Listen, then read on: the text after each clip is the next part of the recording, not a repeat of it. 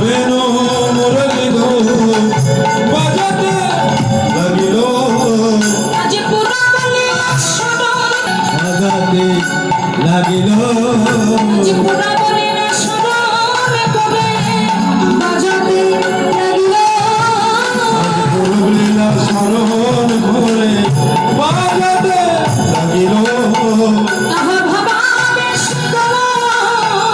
আহা সিংহাবে মুরলি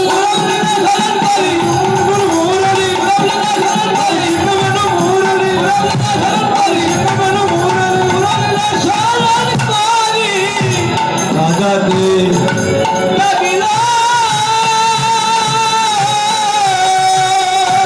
সিংহাবে মুরলি করিয়া হিরারে বাছুন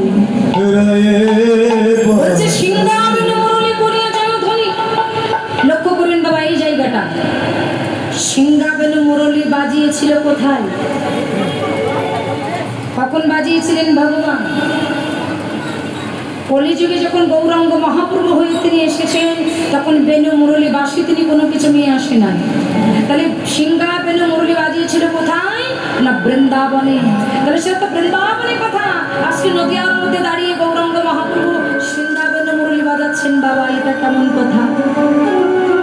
কথায় আছে না যে সবকিছু লুকানো যায়, তা কিছু কিছু স্বভাব দেখবে লুকানো যায় না কেন, কিন্তু জাতের স্বভাবটা সহজে পাল্টাতে পারে।